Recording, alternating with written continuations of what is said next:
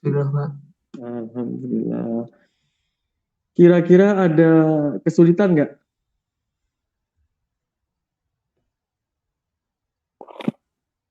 Saya boleh bertanya, Pak, Ya, silakan. Kan. untuk kan ada poligon, poligon skala ini ya, Pak, skala gambar sama skala gaya. Mm-mm. Pas perhitungannya kita udah ketemu nih F, F-nya tuh berapa senti. Nah, Mm-mm. itu mesti dikalikan dengan skala gambar dulu nggak, Pak? Baru ke skala gaya. Oke, sebelum saya jawab, ada yang mau eh, mengutarakan pendapat teman-teman yang lain? Ada? Ada nggak?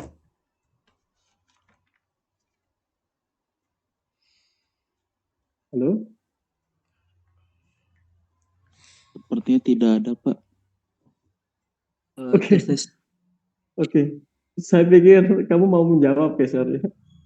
Oke, Iya, jadi Pak, mohon maaf. oke. Jadi, Isan, skala panjang sama skala gaya itu sangat mempengaruhi hasil. Dua-duanya mempengaruhi hasil ya. Hanya saja keduanya itu tidak berhubungan ya. Jadi kalau kita mau mencari gaya, terus kita ketemu gayanya berapa P, F41 atau F14 atau F34 misalnya seperti itu, maka yang diacu adalah skala gaya.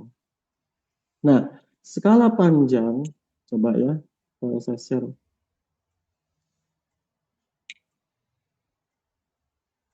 Oke, bentar. Nah, ini. Jadi, skala panjang itu hanya fungsinya adalah yang pertama, membantu kita untuk membuat gambar itu tidak terlalu besar. Nah, itu yang pertama. Yang kedua, fungsinya adalah dengan adanya skala gaya, skala panjang, kita akan tahu persis scalingnya itu mulai yang besar, misalnya berapa ukuran meteran, misalnya dijadikan senti, itu pasti bentuknya sama.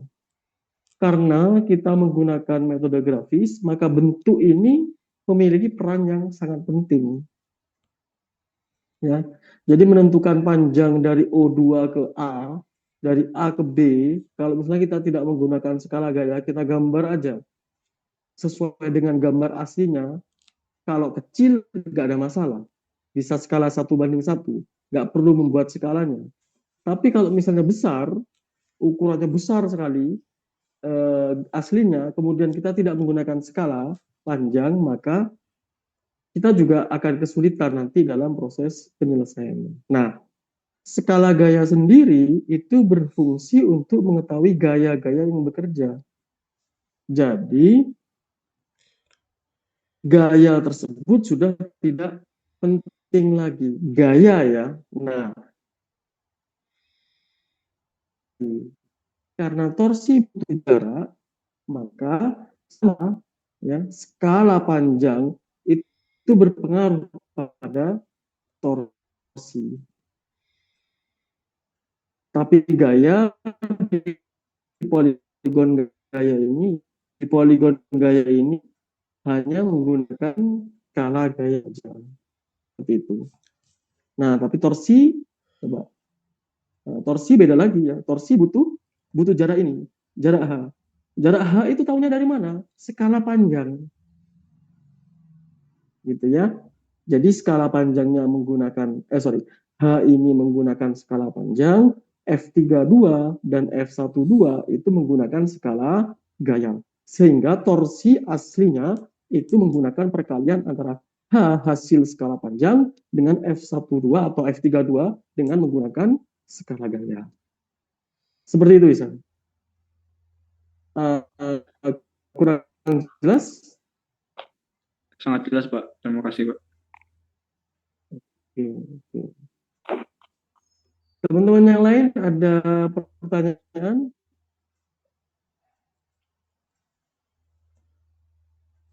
Ada?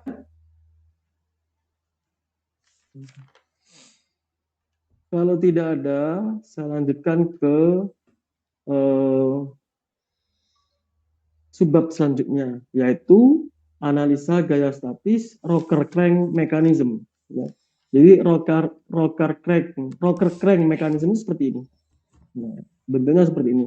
Ada yang dia bergerak hanya di sepanjang ini, kemudian yang O2 dia bisa bergerak berputar. Jadi dia berputar, kemudian yang batang 4 hanya bergerak tidak full 360 derajat. Oke, sebelum saya lanjutkan, kira-kira ya, ini contohnya di mana dalam kehidupan nyata rocker crank mechanism ini? Ada yang mau menjawab? Ada? Silakan. Ihsan mungkin? Contoh aplikasi nyata dari rocker crank mechanism. Mungkin ini apa sih namanya, mesin scrub Mesin scrub bisa, ya, mesin scrub bisa, hanya saja untuk penentuan ininya, ya, karena dia bolak-balik, kalau seperti ini dia tidak akan bolak-balik, ya. Dia pasti akan ada kurvanya, ya, ada lengkap. Tapi mekanisme ini juga bisa ada scrub itu dia menggunakan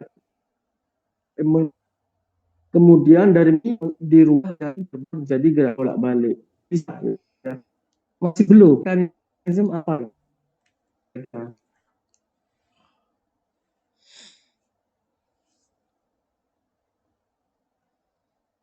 Enggak? Ada mungkin? Mohon maaf Pak, suara di sana putus-putus. Suara saya putus-putus. Kalau di saya, mungkin dari teman-teman gimana? Iya Pak, suaranya putus-putus Pak. Putus-putus Pak. Kalau seperti ini masih putus-putus. Sudah mungkin Pak.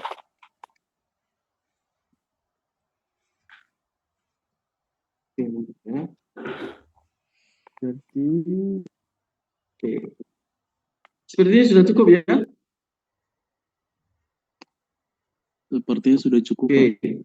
Jadi contoh sederhana dari rocker crank cukup ya. Oke. Jadi contoh sederhana untuk rocker crank mechanism ini adalah pada wiper, ya. Ini contoh sederhananya. Banyak aplikasinya karena ini hanya mekanisme pergerakan dari sebuah alat seperti itu, ya.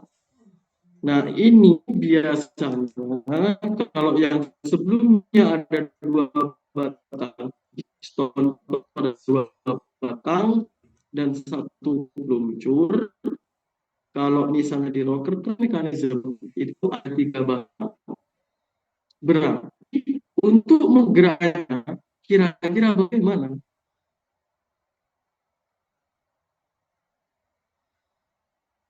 Jadi kalau yang piston itu digerakkan oleh P, di mana P itu sebetulnya akibat dari pembakaran, kan? Kalau misalnya di rocker crank mechanism ini kira-kira sumbernya dari mana?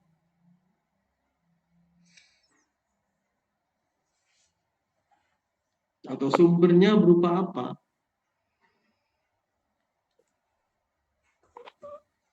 Dari batang 2 Pak. Ada yang mau jawab ngawur gitu kan?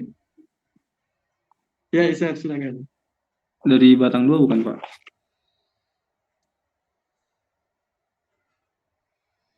Nggak boleh dari batang 4. Harusnya bisa juga sih ya. Ya. Nah, kan dua-duanya dihubungkan oleh O2 sama O4. Jadi apa istilahnya, bisa juga ya. Pertanyaan saya itu adalah berupa apa? Kalau yang muncul gaya didorong dengan hasil bakaran, kemudian menghasilkan tekanan dengan gaya dorong ke penurunan. Kalau ini berupa apa? Untuk menggerakkan.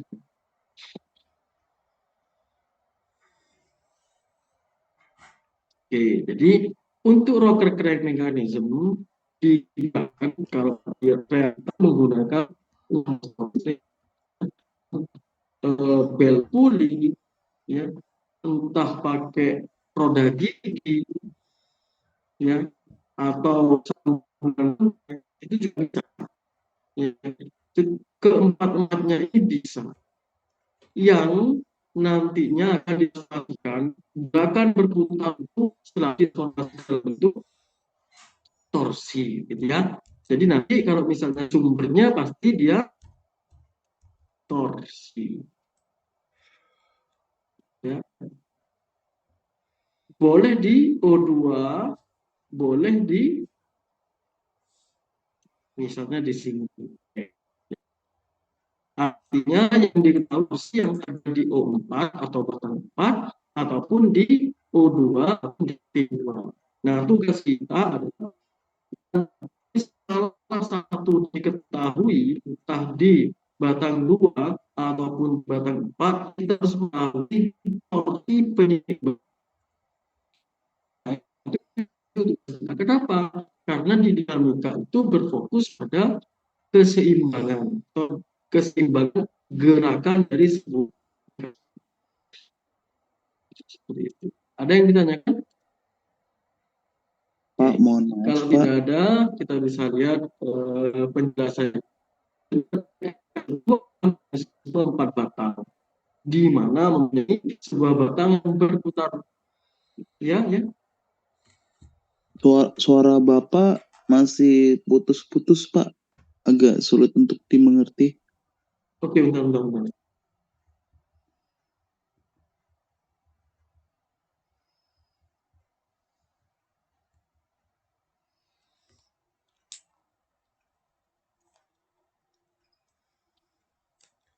Tes.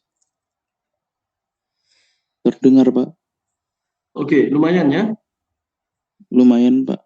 Oke. Kira-kira nyampe mana tadi saya penjelasan saya yang kurang?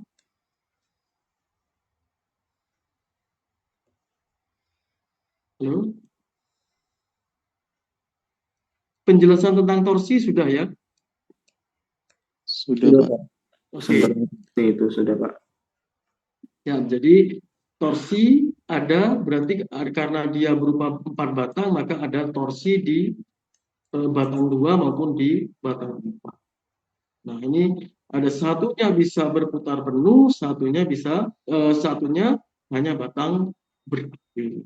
Nah, kurang lebih bentuknya adalah seperti ini. Secara sistem boleh kita mau menaruh di yang pendek di O4, yang panjang juga di batang 2 juga nggak ada masalah. Yang penting adalah mana yang bergerak berayun atau mana yang bergerak secara penuh. Ya. Nah, penjelasan keseimbangan berdasarkan dari perkiraan dari arah vektor gaya pada pena-pena batang. Jadi memang dia berfokus pada batang. Apakah ada yang berhimpit, apakah kita harus mencari tangensial dan normal, dan lain-lainnya. Kalau misalnya ada gaya tambahan dari luar, bagaimana? Nah, itu yang perlu kita pertimbangkan. Jadi, dimulai dari arah-arah vektor gaya pada connecting link, yaitu batang penerus atau pemindah gaya, dalam hal ini batang 3. Jadi batang 3 ini hanya penerus dari sumbernya. Misalnya di sini batang 2 yang bergerak, maka batang 3 ini sebagai penerus dari gerakan dari batang 2. Bila batang dikenai beban gaya luar atau tidak. Oh, sorry.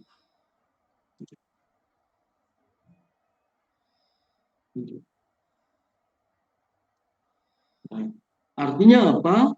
Kalau misalnya hanya torsi yang berputar, maka dia langsung bisa dikerjakan secara mudah. Seperti di peluncur, ya. Tapi kalau misalnya ada gaya luar lagi, entah di batang 3, entah di batang 4, entah di batang 2, atau dua-duanya, batang 3 dan batang 2, atau batang 3 dan batang 4, maka penyelesaiannya agak sedikit berbeda. Nah, ini ada beberapa tahapan untuk menyelesaikan dari kasus-kasus permasalahan ini. Jadi yang pertama adalah jika rocker crank mekanismenya atau mekanisme 4 batang sebenarnya bisa dikatakan seperti itu tanpa gaya luar, ya, tanpa gaya luar. Tanpa gaya luar di sini sumbernya adalah P, ya, sumbernya adalah P, kemudian gaya juga, ya. Kemudian tidak ada gaya tambahan di batang 3. Itu inti dari persoalan ini. Nah, diketahui di sini P adalah sama dengan 40 kN di batang 4 dengan sudut 45 derajat. Data-data mekanisme O2A 40 cm, AB sama dengan O4B 70 cm, ya, dan O2 sampai O4 itu adalah 120 cm. Ya. Theta ini adalah sudutnya ini 45 derajat dan BC jarak dari B ke C itu adalah 34 cm. Nah, akan ditentukan gaya-gaya pada ujung-ujung batang dan torsi lawan di batang 2 supaya mencapai keseimbangan. Ya. Nah, di sini kebetulan sumbernya adalah P, ya. Jadi sumbernya adalah P. P juga bisa menggerakkan batang ini juga selain torsi. Jadi bisa torsi, bisa batang untuk menggerakkan atau beban. Nah, kita analisa step pertama selalu free body diagram. Karena dengan free body diagram ini kita bisa mengetahui di mana kita mau memulai menyelesaikan permasalahan ini. Oke. Ada 3 batang, batang 2, batang 3, dan batang 4. Batang 2, gaya yang bekerja itu adalah F32, di mana F32 ini sejajar dengan batang 3. F12 juga sejajar dengan F32 atau sejajar dengan batang 3. Karena di sini ada O2, maka otomatis di O2 ini ada torsi yang bekerja. Untuk arahnya kita masih belum tahu, tapi pasti ada torsi. Kenapa? Agar gayanya seimbang, mekanisme ini seimbang. Artinya kalau misalnya diterapkan, dia akan bergerak secara kontinu. Oke, yang kedua adalah batang 3. Batang 3 dihubungkan oleh titik AB, kemudian di sini karena tidak ada gaya luar, pasti ada F23 dan F43. Di mana gaya F23 dan F43 ini berimpit dengan batang 3. Seperti itu, ya.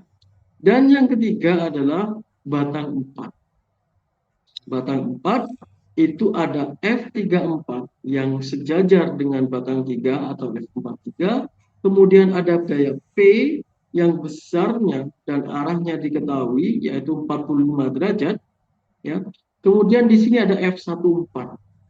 Nah, F14 dikasih gaya garis yang tidak lurus menunjukkan bahwa F14 itu belum bisa diketahui besar dan arahnya. Ya. Nah, maka dari itu untuk mengetahui gaya-gaya yang bekerja pada batang 4, karena batang 4 yang paling bisa dikerjakan, ya. Yang lain besarannya nggak ada diketahui semua. Ini juga nggak diketahui, ya, di batang 2. Sehingga kita harus mulai dari batang 4. Caranya bagaimana? Kita gambar ulang batang 4. Digambar ulang batang 4. kemudian arah dari F34 diketahui, maka kita tarik garis panjang. Gaya P arahnya juga diketahui, maka kita tarik garis panjang.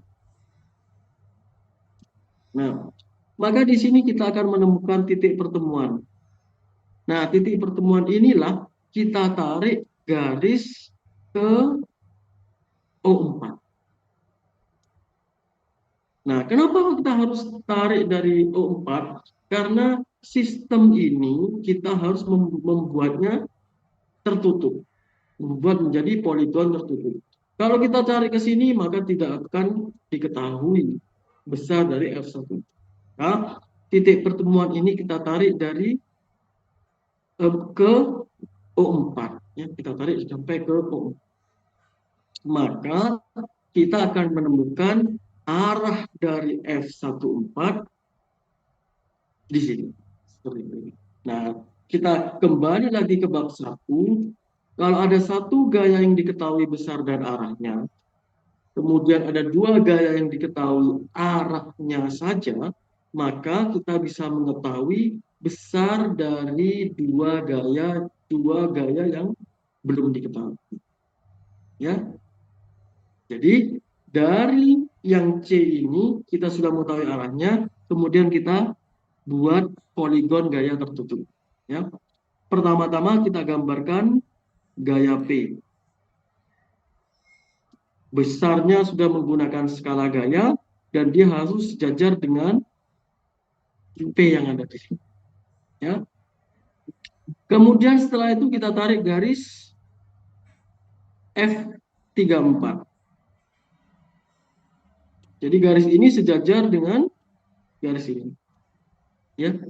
Kemudian juga kita harus tarik garis sejajar dengan F14.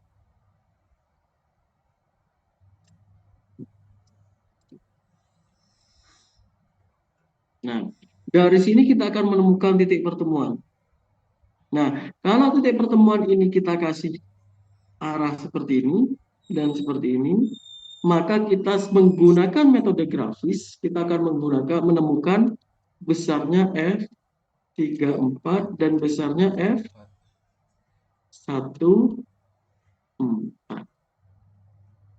Oke. Nah, ini seperti yang ditunjukkan oleh yang E. Dengan yang E, P-nya diketahui, maka arah F34 diketahui, arah F14 diketahui, maka otomatis besarnya F34 dan besarnya F14 diketahui. Sampai sini ada yang ditanyakan? Tidak ada? Nah, kalau tidak ada, saya lanjutkan. Nah, sehingga kalau misalnya kita gambarkan lagi di batang ini, di batang 4 maksud saya, maka F14-nya akan diketahui seperti ini, Fp-nya juga diketahui, maka F34-nya adalah seperti ini. Ini gaya yang bekerja. Maka kalau misalnya F34 diketahui, maka dia akan diketahui di sini. Maka besar F43 itu bisa diketahui arahnya berlawanan dengan F34, namun besarnya sama dengan F34. Maka otomatis di sini kita akan menemukan besarnya F23, yaitu sama dengan F43, tapi arahnya berlawanan dengan F43, yaitu searah dengan F34. Sehingga poligon gayanya adalah seperti ini, menunjukkan aksi reaksi. Kalau misalnya F23 sudah diketahui, maka F32 besarnya diketahui, arahnya berlawanan dengan F23. Kalau kita gambarkan ulang, ya, batang 2 bentuknya akan seperti ini. Jadi di sini ada F32 yang besarnya sama dengan F23, F12 besarnya sama dengan F32. Maka dengan cara yang sama pada saat perhitungan peluncur, kita tarik garis, kemudian di sini kita buat garis tegak lurus, kita akan menemukan besarnya. H dicari menggunakan skala panjang. Sehingga kalau skala panjang diketahui, besarnya H, F32 juga diketahui, maka kita bisa mencari besarnya torsi T2 dengan mengalihkan H kali F32.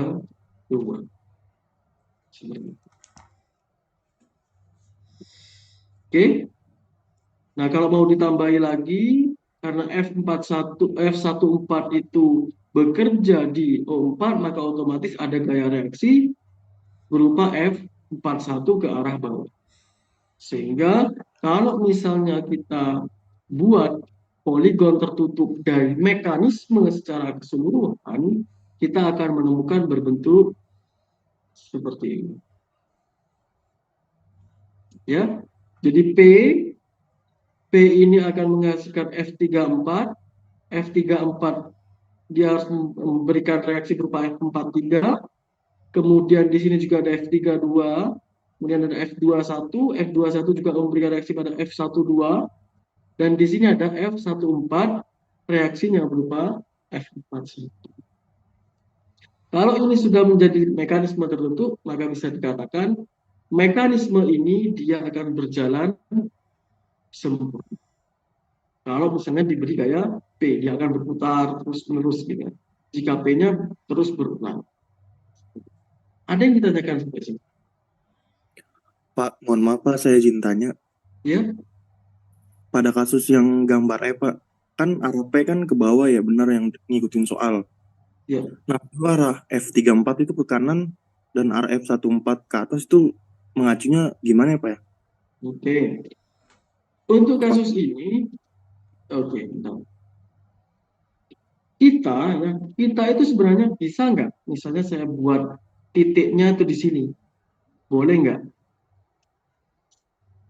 Ini arahnya F34. Boleh nggak saya buat seperti ini? Ini F14. Boleh nggak? Boleh Pak. Oke. Boleh. Boleh. Tapi yang menjadi catatan adalah apa? Yang menjadi catatan adalah bagaimana sebuah gaya itu bekerja pada batang 4. Nah, kalau misalnya seperti ini, kita menggambarkan bahwa F34 itu arahnya seperti ini. Kemudian arahnya F14 itu seperti ini. Apakah benar? Tidak. Ya, nggak mungkin F14 itu akan mengarah ke bawah. Coba kita lihat bendanya. Kalau misalnya ada F14 ke bawah, maka satu itu identik dengan landasan. Satu itu identik dengan landasan. Jadi landasan yang besar ini dia adalah landasan. Kalau misalnya kita mau mencari F14, artinya F14 itu adalah gaya yang disebabkan oleh komponen satu, dalam hal ini landasan satu, yang berpengaruh pada batang 4. Maka kalau seperti ini, apakah landasan satu itu berpengaruh ke batang 4? Tidak, ya. Karena landasannya ada di bawah. Itu step pertama. Nah, ini itu berhubungan dengan gaya-gaya yang bekerja pada aksi reaksi maksud saya. Misal, kalau misalnya ditanya tadi pertanyaannya Ilham itu lebih ke kenapa kok arahnya ke sini gitu ya? Kenapa kok arah F14 ke sini? Kita mengacunya pada mekanisme itu sendiri. Ya. Kalau misalnya F14-nya tadi seperti ini, ya, F14, kemudian F34-nya arahnya itu nanti dia ke sini, maka dia akan menjadi sebuah sistem yang benar, gitu kan? Kalau misalnya kita balik sistemnya seperti yang tadi, untuk mencari besar itu bisa, ya. Tapi untuk menentukan arahnya ke mana itu yang perlu dilakukan masing-masing. Jadi coba kalau misalnya seperti yang tadi saya bilang, ke sini sama ke sini, secara besar bisa. Ya. Nah, tapi untuk menentukan kira-kira bagaimana ini arahnya F14, maka otomatis kita akan mengacu pada arah ini. Kenapa? Karena F14 itu dipengaruhi oleh landasan tadi. Gimana Ilham? Masih bingung? Baik Pak, sudah jelas Pak. Terima kasih Pak. Ya. Ada pertanyaan dari teman-teman yang lain?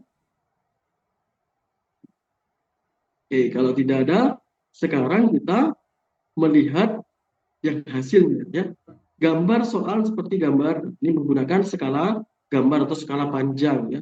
Ini 1:20, 1 cm sama dengan 20 cm panjang batang. Ini hanya untuk scaling saja, mengecilkan saja, tanpa mengubah sistem yang ada.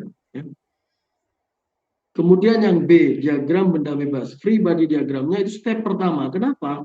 Dengan free body diagram kita akan mengetahui kira-kira gayanya ini apa saja. Dan kita mulai mengerjakannya itu dari batang mana. Nah, itu perlu diperhatikan. Ya, jadi batang 2, 6 variabel. Arah F3, 2, ini saya sudah jabarkan ya. Jadi intinya adalah kita menjabarkan arah dan besar. Gaya mana yang diketahui arahnya saja, gaya mana yang diketahui dua-duanya, gaya mana yang diketahui besarnya saja. Oke, sehingga ini diketahui F14-nya 31 kN, F34-nya sebesar 15 kN. Nah, dari ini diketahui F32 sama dengan min F23, F32 dan F23 sama dengan 15 kN juga. H itu 0,75 cm. 0,75 cm, coba kita cek.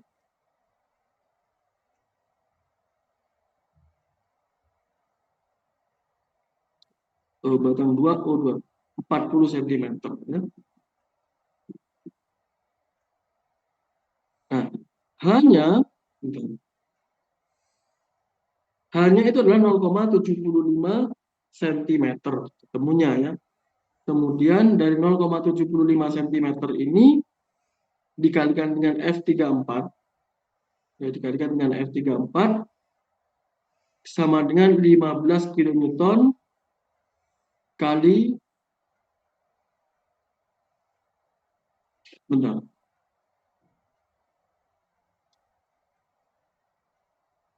Oke, 15 kN ini seharusnya 0,75 ini dikalikan dengan skala panjang ya. Dikalikan dengan skala panjang. Nah, skala panjangnya tadi berapa?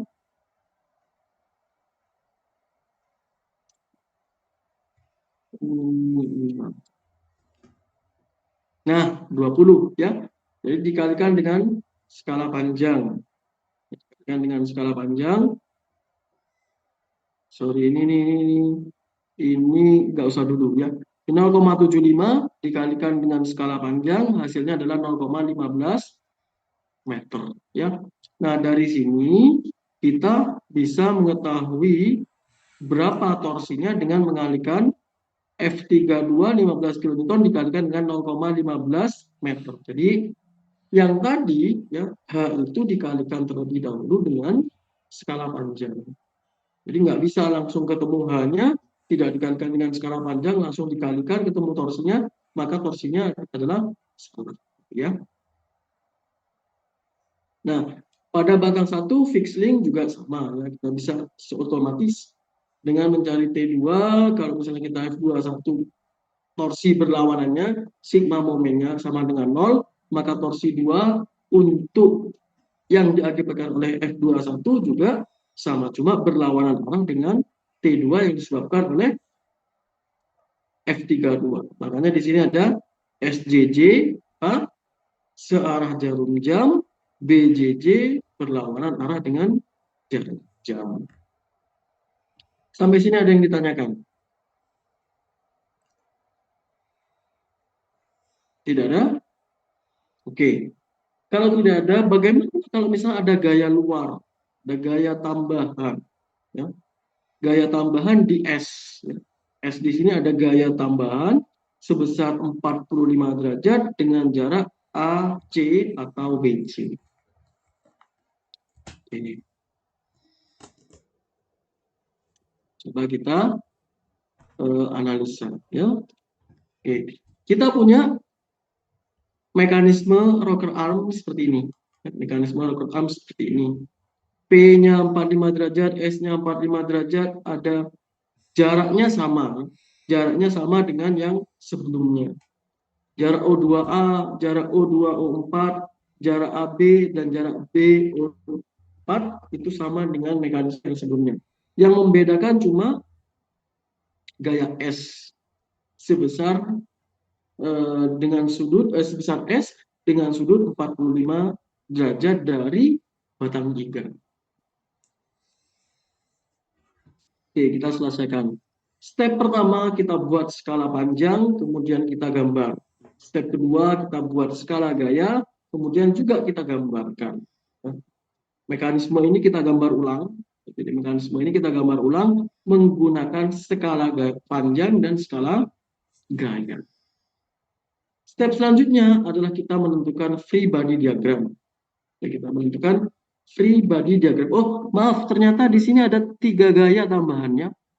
Di sini ada key yang diketahui arahnya saja. Ya, diketahui arahnya saja, tapi besarnya belum diketahui. Oke. Nah, kenapa kok key ini besarannya tidak diketahui? Saya mau menjawab. Jadi gini, kalau key diketahui besar dan arahnya, efeknya apa? Kalau key hanya diketahui arahnya saja, efeknya apa? Mungkin ada yang mau membantu menjawab?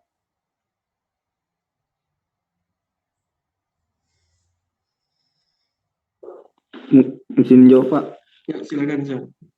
Mungkin kalau key-nya tuh kalau misalnya dia nggak ada besar gayanya tuh nantinya bakal dicari sama gaya key-nya selain gaya-gaya di titik di batang 2, 3, 4. Oke. Kalau Kalau key-nya diketahui besarnya? diketahui besarnya mungkin cuman kita mencari yang gaya di batang 2, 3, 4. Oke.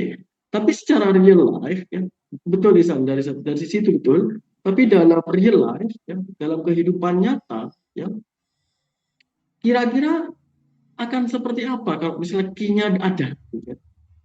Key-nya sudah ditentukan ini. Nah, kuncinya adalah ISP itu ada, maka kuncinya adalah satu. Apakah dia akan seimbang atau tidak? Kalau dia seimbang, maka mekanisme ini akan berjalan. Tapi kalau misalnya key-nya tidak menyeimbangkan gaya P dan S yang bekerja dalam mekanisme ini, maka efeknya apa? Tidak jalan mekanismenya. Gitu. Kalau key-nya benar, sudah diketahui dan benar dan sesuai, maka dia akan membentuk sistem yang terus-menerus. Gitu. Tapi kalau key-nya diketahui dan terlalu besar, maka apa yang terjadi? Mekanisme yang pada batang 3 dan batang 4 akan seperti apa? Tidak berjalan tapi dengan cepat sekali dia bisa lost control. Efek dari P dan efek dari S bisa-bisa nggak ada pengaruhnya. Tapi kalau Q terlalu rendah, ya, kalau Q terlalu rendah, efeknya adalah apa? Nggak bisa menggerakkan. Ya. Nggak bisa menggerakkan karena sistemnya atau diem lah. Dia berjalan hanya pada sampai gerakan tertentu, kemudian dia diam. Nah, kenapa kok Q itu hanya diketahui orangnya saja? Seperti itu penjelasan. Ya, paham ya? Halo? Jadi kalau Q diketahui arahnya, karena Q ini bersumber dengan sumber putaran misalnya ya, kita anggap O2 ini sebagai sumber putaran, maka Q itu bisa 3 kemungkinannya. Jika sudah ditentukan. Sama dengan sistem untuk membuat sistem kontinu, atau lebih kecil, atau bisa lebih besar. Nah, kalau sama dengan, maka dia akan berjalan dengan smoothnya. Tapi kalau kita menentukan besarnya Q itu terlalu besar atau terlalu kecil, maka kalau dia terlalu kecil, dia tidak bisa menggerakkan batang secara keseluruhan. Tapi kalau terlalu besar, dia kasihan batang 3 dan batang 4. Selanjutnya. Change untuk gagalnya atau rusaknya itu lebih besar. Paham ya? Efeknya dari mana Ki ini? Kalau misalnya kita beli motor, motornya itu terlalu besar. Apa yang terjadi? Secara mekanisme dia bergerak. Secara mekanisme dia bergerak. Cuma penyeimbang S dan P ini atau batang ini kecenderungan untuk rusaknya ini lebih besar. Begitu juga dengan jika Q-nya lebih rendah. Kita beli motor, daya putarnya rendah. Kita butuh putaran 1200 RPM untuk menggerakkan mekanisme ini. Tapi yang kita beli motor dengan kapasitas 600 RPM. Apa yang terjadi? Dia hanya akan menggerakkan ini dengan kecepatan yang lambat dan pada waktu tertentu dia bisa berhenti. Nah, itu efek-efek yang akan terjadi. Ada yang ditanyakan? Oke. Kalau tidak ada, kita lanjutkan. Di sini ada 3 batang. Step skala sudah selesai, selanjutnya adalah free body diagram. Kita bagi menjadi 3 batang, batang 2. Batang 2 itu yang pertama ada gaya Q yang arahnya diketahui, tapi besarnya belum diketahui. Kemudian panjang O2A juga diketahui, maka otomatis gaya F32 dan gaya F12 itu besar dan arahnya tidak diketahui. Oke, selanjutnya batang 3. Ya. Batang 3 ini panjang AB diketahui, panjang AC pasti diketahui, sudut yang disebabkan oleh gaya S juga diketahui, besarnya gaya S diketahui. Namun gaya F23 dan F43 belum diketahui besar dan arahnya. Oke, ya. Nah, yang selanjutnya adalah batang 4. Batang 4 itu P-nya diketahui besar dan arahnya, sudutnya diketahui 45 derajat, panjang O4B juga diketahui.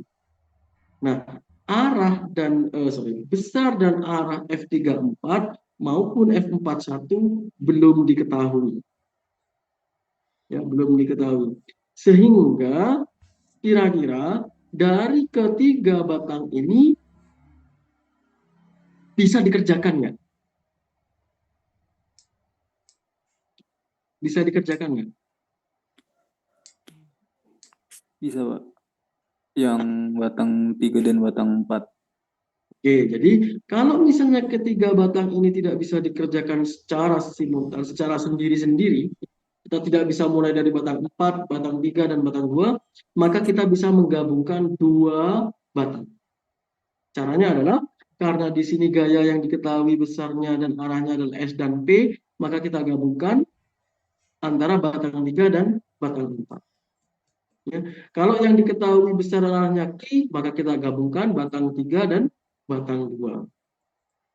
Oke, coba kita analisa pertama batang 3 terlebih dahulu, ya. Nah, batang 3 itu ada gaya S besar ini. Maka untuk menyelesaikan batang 3, kita bisa menambahkan 2 gaya ini. Gaya tangensial 43, gaya 43 secara tangensial, dan gaya 43 secara normal. Kita langsung gambarkan saja. Ada F43 tangensial yang tegak lurus dengan batang 3, dan gaya 43 normal yang berhimpit dengan batang 3. Oke, kemudian kita tarik garis lurus di gaya S. Kemudian kita buat garis yang tegak lurus dengan arah gaya S ini, sehingga kita akan menemukan besarnya H. Oke, kalau kesulitan, kita juga bisa tarik garis yang sejajar dengan arah gaya S, kemudian kita tarik H dimanapun. Di sini, ya. Nah, itu konsepnya. Kalau kesulitan untuk mencari titik pertemuan antara H dengan titik tangkap B ini, itu boleh juga kita pakai cara ini. Oke, sehingga di sini hanya ketemu. Maka dengan menggunakan segitiga siku-siku, segitiga persegi, ya, seperti ini. Kalau misalnya ada gaya yang bekerja di batang ini, kita tarik garis seperti ini. Kemudian di sini ada S, ya. Kalau misalnya kita mengacunya di sini, maka yang kita tarik sebenarnya adalah gaya arah jarak apa? Jarak AC apa jarak BC untuk ini?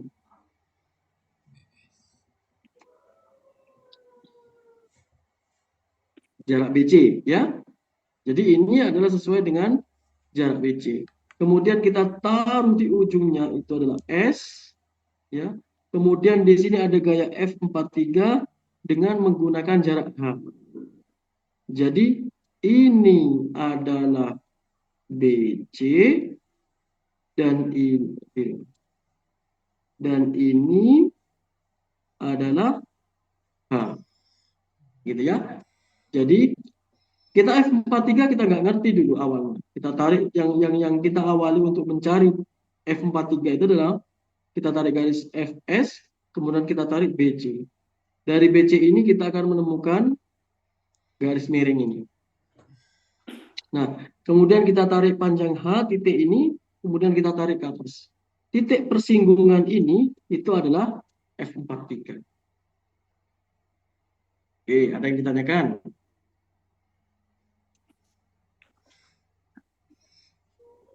Ada? Apa ya? Kenapa Isan? Enggak, Pak. Saya agak bingung di gambar D-nya itu, Pak, yang segitiganya itu. Oke. Oke, bentar ya. Saya ulangi lagi. Jadi, step pertama, kita menemukan H. H ini adalah jarak yang dihubungkan oleh si S ini. Ya. Kemudian, dari sini, kita untuk mencari D ini, kita kan punya gaya S di sini. Oke. Sudah. Gaya S ini untuk mencarinya itu menggunakan apa? Jadi S di sini, kemudian ini adalah BC. BC, ya. Nah, BC ini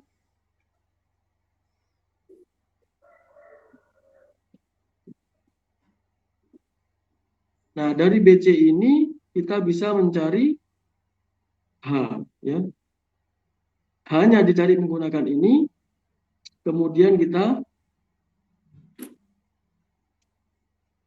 taruh di sini, ya. Bentar, sepertinya ada yang missing.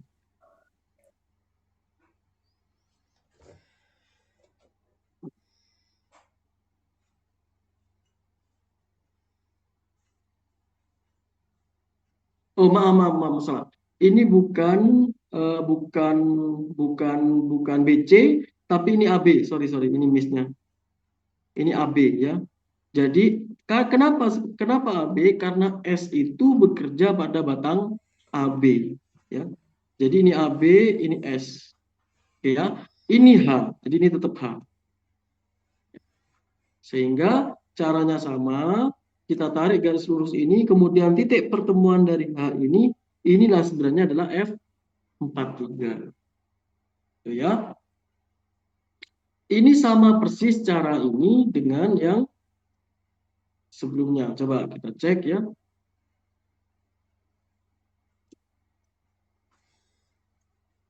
Oke. Pada saat kita menghitung di peluncur. Coba. Jadi ini adalah AB, kemudian ini adalah H. Jadi kenapa kok AB? karena S ini bekerja pada batang AB, gitu ya. Artinya bukan hanya bekerja untuk BC, tapi keseluruhan batang. Oke, ini, maaf tadi ada kesalahan. Jadi batang AB yang dijadikan acuan. Sampai sini ada yang kurang paham, Ihsan? Paham, Pak. Oke, ya, jadi ini adalah AB, kemudian ini adalah H, ya. Ini adalah AB. AB, kemudian di sini S, kemudian di sini H, maka dengan mengetahui H, maka F43 secara tangensial diketahui. Gitu ya. Oke, kalau misalnya ini sudah diketahui, maka kita bisa menggambarkan ulang. Ya. Menggambarkan ulang berarti di batang 3 free body diagramnya ketambahan F43T yang besar dan arahnya diketahui. Oke. Kalau misalnya ini sudah ketemu, F43 ketemu, maka kita gunakan F43 ini, tangensial ini ke batang 4 menjadi F34 tangensial. Sehingga di sini F34 tangensial diketahui besar dan arahnya, F34 normal diketahui arahnya saja, P diketahui besar dan arahnya, F14 tidak diketahui besar dan arahnya. Sehingga dari kasus ini kita bisa menghitungnya, ya. Coba kita gambarkan. Pertama kita gambarkan O4B. Kita gambarkan O4B, kemudian di sini ada P. Nah, kemudian mungkin di sini terlihat berhimpit, ya. Tapi F34 tangensial itu tidak selalu berhimpit. Bisa berhimpit, bisa enggak, ya. Tapi jangan dijadikan acuan bahwa F34 karena arahnya seperti ini, seperti berhimpit. Nah, contohnya di sini dia digambarkan tidak berhimpit, sedikit memang, ya. Tapi kita bisa menggambarkan seperti ini. Maka di sini kita bisa menggambarkan F34 tangensial sebesar ini, kemudian di sini ada P. Sehingga kalau kita gabungkan dua ini, kita akan menemukan resultan gayanya. Nah, resultan gaya ini yang dijadikan, jadi resultan gaya ini diketahui besar dan arahnya, ya. Jadi resultan gaya ini karena F34 tangensial dan P itu diketahui besar dan arahnya, maka resultan gaya P dan F34T itu juga diketahui besar dan arahnya. Sehingga dari R ini kita tarik garis, ya. Kita tarik garis panjang seperti ini. Dari F34 normal juga kita tarik garis, maka di sini akan ditemukan titik pertemuan. Nah, titik pertemuan inilah kita hubungkan ke O4. Ya, kita hubungkan ke O4. Maka di sini kita akan mengetahui arah dari F14 dan juga arah dari F34 normal. Sorry, sudah diketahui ini, ya. Tapi yang tambahannya adalah arah dari F14.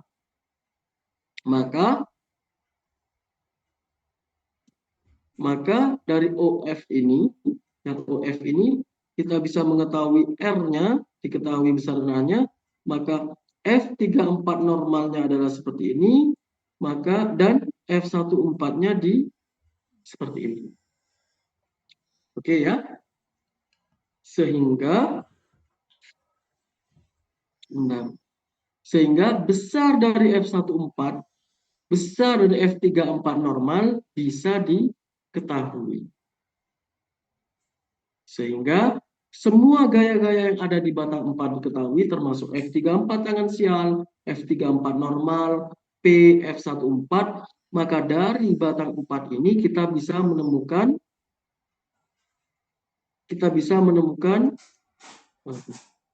poligon tertutupnya. Seperti itu.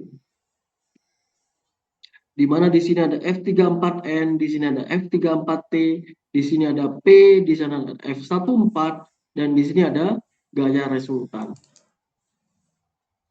Ya. Nah, selanjutnya kan kita tidak mau mencari F34T sama F34N. Ini hanya gaya yang kita gunakan untuk membantu dalam perhitungan metode grafis.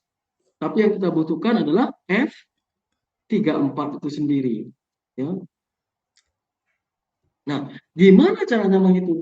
Kita tinggal tarik garis dari sini ke sini. F34T yang menghubungkan titik tangkap F34T ke ujungnya dari F34N. Maka disinilah kita bisa mengetahui besarnya dari F34. Ya, P-nya diketahui, F34-nya diketahui, F14-nya diketahui. Oke ya. Sehingga di sini dari sini kita bisa menghitung gaya-gaya yang bekerja pada batang 3. Ya. Ada yang ditanyakan?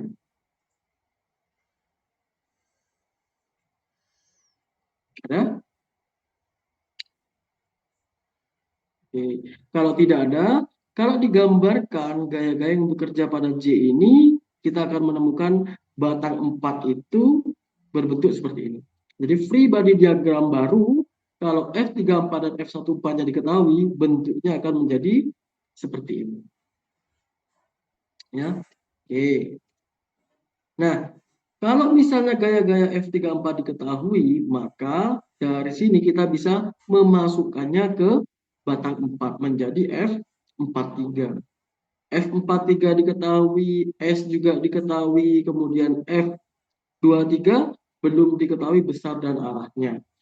Maka untuk menyeimbangkan sistem, kita bisa menggunakan gimana cara untuk mencari F23?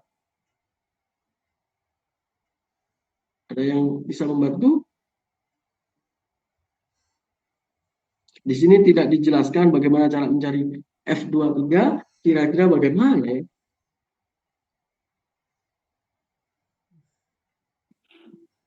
Menggunakan prinsip momen bukan Kak? Prinsip momen. Kan, ya. Jadi caranya adalah kurang lebih bisa sekarang seperti itu, tapi kita karena ada dua gaya yang diketahui, besar dan arahnya, dan tidak berimpit, ya, maka untuk mencari tahu besar F23, kita tarik garis lurus, ya. F34. S juga kita tarik garis lurus. Gitu ya. Nah, titik pertemuan inilah kita bisa hubungkan ke F23. Ya. F23. Nah, jaraknya ya, ini memang terlihat tidak lebar-lebar seperti ini karena sebenarnya tidak diketahui jaraknya atau titik pertemuannya tidak diketahui. Tapi kalau misalnya kita sudah ketemu titik pertemuannya dan kita hubungkan dengan F23, kita akan menemukan ini, ya. Jadi OF-nya adalah di sini, kemudian di sini ada S, di sini ada S yang atas, ya. Kemudian ada F43, hampir berimpit. Ya, maka sebenarnya kalau kita mencari F23 kita sejajarkan di sini, itu kita akan menemukan ini. Itu cara yang pertama. Cara yang kedua, sebenarnya yang langsung saja, ya. Kemudian kita cari dari titik tangkap ini kita gambarkan S-nya, kemudian kita ketemu titik F43, maka hubungkan titik ini ke titik ini, itu adalah F23. Jadi caranya kita bisa cari arahnya dulu, F23 menggunakan yang tadi, atau kita langsung saja, ya. Langsung saja menghubungkan titik OF ini dengan ujungnya F43. Maka itulah F23. Ya. Nah, F23 diketahui arahnya ke sini biar seimbang, ya. Biar seimbang. Kemudian arahnya ke sini, maka otomatis F32 ke sini. Kalau misalnya ini sudah diketahui, arah Q juga diketahui, kita tarik garis. Caranya sama, ya. Kita tarik garis, kemudian kita tarik garis di Q, maka kita akan menemukan titik pertemuan di sini. Titik pertemuan inilah kita tarik ke O2. Maka Q-nya ketemu, F32-nya kita gambarkan dulu, saya perbesar ya. Jadi F32-nya ketemu, F32. Nah, kemudian kita buat garis sejajar Q, ya, kita tarik garis sejajar Q. Kemudian kita tarik garis sejajar ini, ya, garis sejajar F12. Nah, seperti ini. Maka dari titik ini kita bisa menemukan besarnya Q, kita juga bisa menemukan besarnya F12. Nah, ada yang ditanyakan nggak? Ada? Oke. Kalau tidak ada, nah, ini sudah ketemu semua. Sehingga kalau misalnya gaya-gaya yang bekerja pada mekanisme ini sudah diketahui semua, kita bisa menggambarkan poligon tertutup dari mekanisme ini. Lebih seperti itu. Ada yang ditanyakan? Nah, efeknya tadi yang saya bilang, kalau Q-nya ditentukan bagaimana? Nah, efeknya adalah seperti ini. Kalau misalnya kita menentukan jaraknya Q terlalu besar, ya, maka mau nggak mau, padahal arah dari F12 itu kita harus seperti ini nantinya. Di mana ini bisa momennya itu bisa mempercepat, memperbesar. Ya, kurang lebih seperti itu. Sehingga akan ada ketidakseimbangan di mekanisme. Kalau terlalu kecil juga sama. Kalau Q-nya cuma segini misalnya kecil. Kemudian kita tahu arah dari F12-nya seperti ini. Kita tidak akan menemukan. Yang F3 juga tidak ketemu, yang ini juga tidak ketemu. Akhirnya tidak menjadi poligon tertutup. Kalau tidak menjadi poligon tertutup, maka mekanisme ini itu bisa dikatakan sulit untuk bergerak secara kontinu. Ya, pasti ada, entah akan berhentinya, kemudian dan lain-lain sebagainya. Ada yang ditanyakan sampai sini? Ada? Oke, kalau tidak ada saya lanjutkan. Nah, ini penggambarannya saja kurang lebih sama ya penyelesaiannya. Yang ini tapi di sini ada angkanya. Oke. Nah, untuk bab selanjutnya saya akan jelaskan di pertemuan selanjutnya. Tapi nanti siang akan saya kirimkan tugas, ya. Akan saya kirimkan tugasnya terkait dengan rocker crank mechanism. Oke, silakan kalau ada yang ditanyakan. Mekanismenya sama, silakan dikumpulkan di pertemuan selanjutnya 1 jam sebelum jam 8, berarti maksimal jam 7 gitu ya. Oke. Ada yang ditanyakan? Sudah, Pak. Siap. Insya Allah bisa mengerjakannya terkait dengan rocket arm ini. Bisa, Pak. Oke, siap. Oke, mungkin itu saja dulu